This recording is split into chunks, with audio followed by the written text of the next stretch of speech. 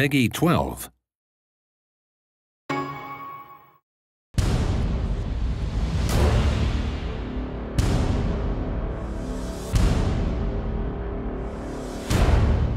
Hi, this is Tim Schwalk, producer on Heroes of Ruin at InSpace, and today we're going to focus on multiplayer gameplay and the Gunslinger. So here I am as a Gunslinger in the Frost Reaches in the second half of the game. At this point, the goblins have some information that I really need, but before they'll help me, the goblin chieftain's requiring me to help them with a few of their experiments. The Gunslinger is the most mobile of our characters. He's a great ranged character who does decent damage, and he's very good at weakening enemies with debuffs, putting negative effects on them. While he has more health than the Architect, he can become more easily overwhelmed by a group of enemies. He deals more direct damage to single enemies, making these glacier golems easy pickings. Here I'm using a mix of my default charge attack, my powerful bullet storm ability, and bullet barrage, which allows me to strafe as I fire. He's strong enough to play alone, but he's fantastic paired with other characters.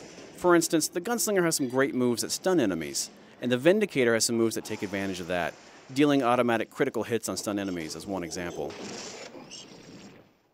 I don't have the energy. Stay down. Here I'm using the armor-piercing buff, which allows me to fire through enemies, dealing damage to those behind them.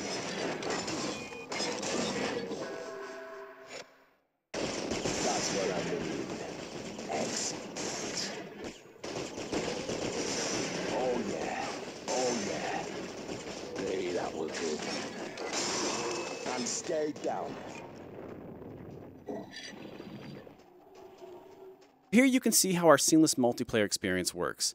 As a host, you'll get a notification when someone joins or leaves your game, and at that point, the difficulty of the level will adjust itself on the fly.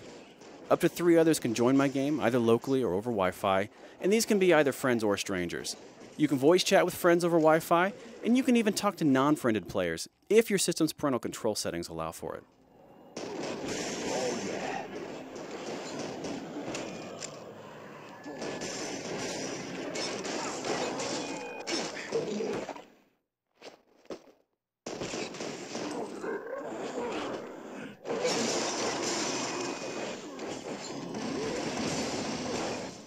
Once we clear out these enemies, we're going to face the giant ghoul Ironfist.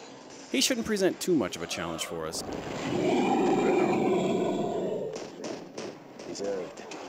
Here's an example of a simple strategy you can use when you combine a ranged character with a melee character. The Savage can keep enemies at bay with his strong melee attacks, while the Gunslinger fires at them from a safe distance.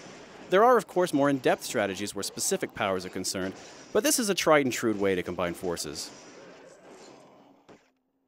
At this point, the Goblin Chieftain and his scientists are going to bring together all of the knowledge we've helped them gather through the experiments, and they're going to try and create their very own hero.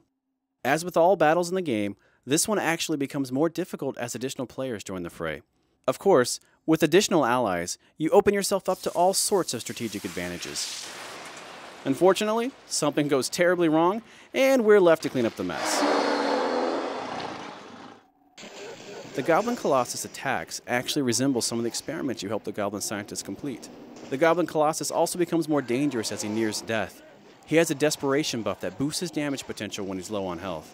One cool thing to note is that all buffs are shared between party members at certain distances when they're at their max level. Another cool thing is that you can earn benefits by playing with your friends.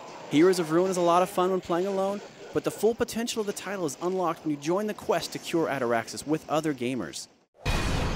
Watch for Heroes of Ruin, coming soon exclusively to the Nintendo 3DS.